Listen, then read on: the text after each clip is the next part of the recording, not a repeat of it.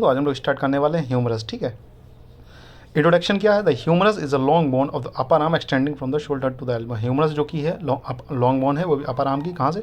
Shoulder से elbow तक जाती है। इट आर्टिकुलेट प्रॉक्सिमली, मतलब शुरुआत ये करती है अपनी स्कैपुला से, scapula at the shoulder joint, मतलब शोल्डर जॉइंट से शुरू होती है और कहाँ तक? एल्बो जॉइंट तक जाती है। एल्बो जॉइंट पर ये खत्म होती है किस बोन के साथ? रेडियस और अल्ना के साथ, मतलब ऊपर शोल्डर जॉइंट से शुरू होकर नीचे एल्बो जॉइंट तक जाती है। ठीक है, सिंपल। पार्ट्स की बात करें तो कोई भी लॉन्ग बोन पढ़ेंगे उसके हम लोग 3 पार्ट्स पढ़ेंगे, अपर एंड, शाफ्ट और लोअर एंड। ठीक है, अपर एंड द हेड। हेड कैसा है? हेमी स्फेरिकल शेप है, आधा स्फीयर शेप का है। जब डायग्राम दिखाएंगे तो आपको बताएंगे हेमी स्फेरिकल शेप का है।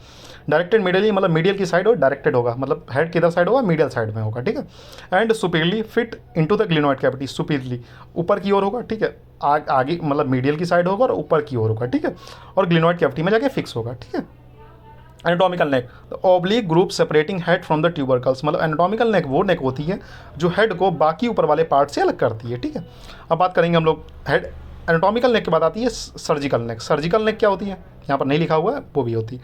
सर्जिकल नेक क्या होती है? जो हेड को शाफ्ट से अलग करती है, उसे सर्जिकल नेक कहते हैं। ठीक है, अब ट्यूबरकल के बारे में पढ़ेंगे। तो tubercle located laterally 3 face force.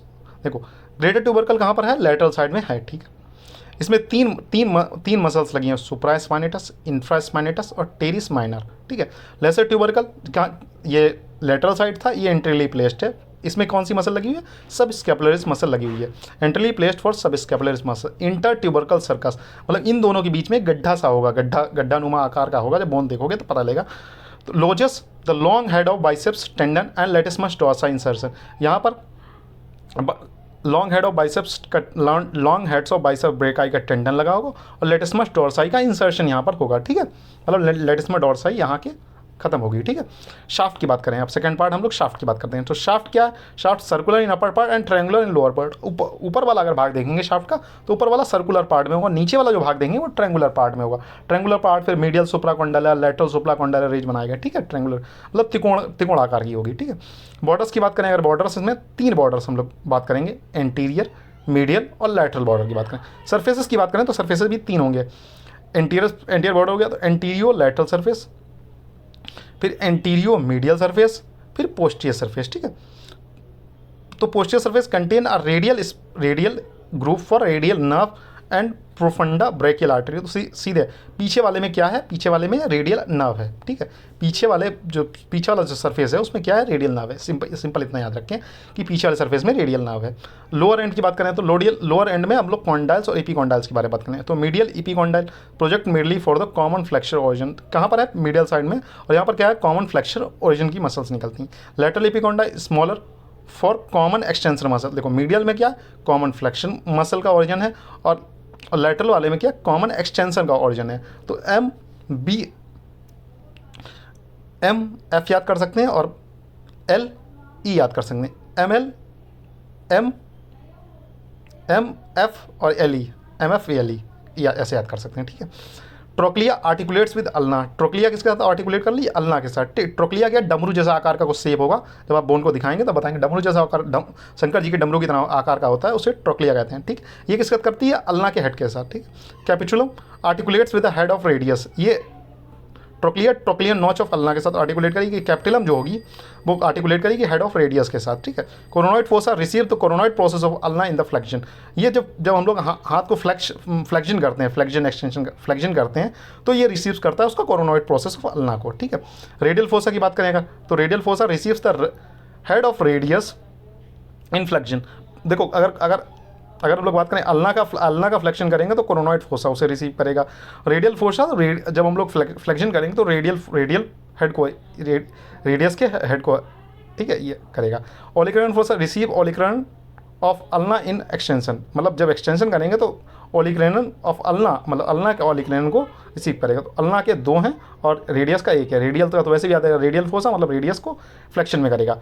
Coronoid fossa और ओलिकरन फोसा आप लोगों को याद करना पड़ेगा। ठीक है, इसका करेंगे इसका ऑसिफिकेशन कभी कभी बोन्स के आ जाते हैं। ठीक है, और वैसे भी ये बहुत इंपॉर्टेंट बोन है, कई बार पूछी जा चुकी है। ठीक है, प्राइमरी सेंटर शाफ्ट में होगा, appears in the 8th week of intra uterine life. ठीक है, प्राइमरी सेंटर कहाँ पर होता है? शाफ्ट में होगा, जो कि मतलब इंट्रा यूट्राइन लाइफ, मतलब जब बच्चा माँ के गर्भ में होता है तो उसके 8वें महीने में इसकी प्राइमरी सेंटर की उत्पत्ति हो जाती है। सेकेंडरी सेंटर्स की बात करें, सेकेंडरी सेंटर की उत्पत्ति कब होती है, ठीक है, कब उनका ऑसिफिकेशन वगैरह शुरू होता है।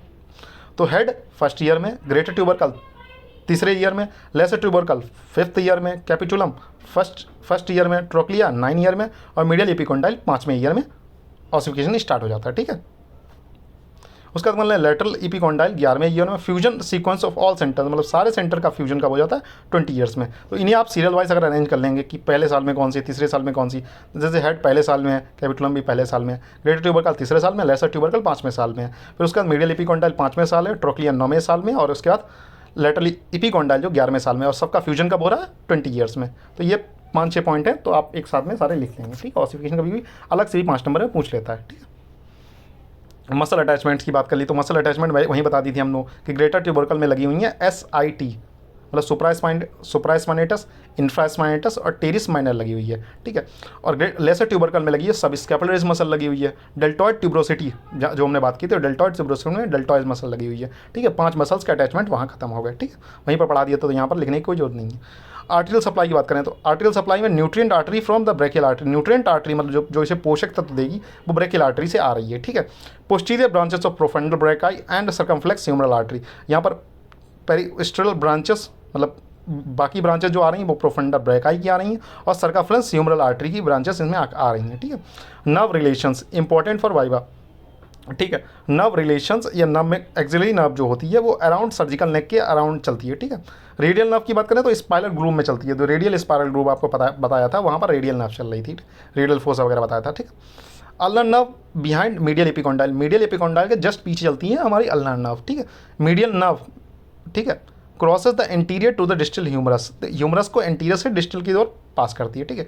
अब बात करते हैं इसकी क्लिनिकल और अप्लाइड एनाटॉमी के। Fracture of surgical neck commonly and rarely, देखो जो इसकी सर्जिकल नेक का जो फ्रैक्चर होता है जहाँ पर ये जाके एक दूसरे से फ्यूज होती हैं शाफ्ट, मतलब पूरे हेड को बाकी शाफ्ट से अलग करती हैं, वहाँ पर बड़ों में फ्रैक्चर होने के ज़्यादा चांसेस होते हैं। मैं डैमेज एक्सिलरी नर्व, वहीं से एक्सिलरी नर्व निकल रही है तो एक्सिलरी नर्व भी अगर इसका फ्रैक्चर होता है तो और भी डैमेज हो सकती है। फ्रैक्चर ऑफ शाफ्ट में injury to radial nerve, wrist drop, अगर शाफ्ट फ्रैक्चर होता है तो अधिकतर रिस्ट ड्रॉप देखने को मिलता है, ठीक है, जो रिस्ट होगा वो ड्रॉप हो जाएगा, ठीक है। और यहाँ पर अगर शाफ्ट को फ्रैक्चर होता है क्योंकि शाफ्ट में रेडियल ग्रुप चल रहा था तो वहाँ पर रेडियल नर्व की इंजरी होने के चांसेस रहते हैं। सुप्राकॉन्डाइलर फ्रैक्चर मतलब सुप्राकॉन्डाइलर अगर फ्रैक्चर होता है तो वहाँ ये सुप्राकॉन्डाइलर फ्रैक्चर किसमें होता है, चिल्ड्रन में कॉमन होता है। Complication injury to the brachial artery, इसमें कॉम्प्लिकेशन क्या होता है कि ब्रेकियल आर्टरी को इंजरी कर सकते हैं, या इसे वॉल्समैन इश्चीमिया के नाम से भी पूछा जा सकता है, ठीक है। अगर एमसीक्यू में अच्छा को बनाना होगा पूछ लेगा आप लोगों से, ठीक है। Fracture medial epicondyle can affect ulnar nerve, देखो अगर मीडियल एपिकोंडाइल का फ्रैक्चर होता है तो अल्नर नर्व फ्रैक्चर, इसे कहा जाता है क्लॉ हैंड।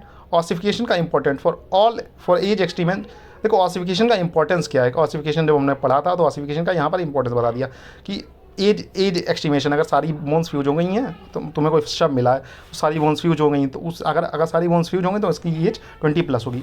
अब कुछ इंपॉर्टेंट निमोनिक्स देखते हैं, जैसे सिट, सुप्रास्पाइनेटस, इंफ्रास्पाइनेटस और टेरिस माइनर, ये कहाँ पर लगी हुई हैं, ये लगी हुई हैं आपकी ग्रेटर ट्यूबरकल में लगी हुई हैं, ठीक है।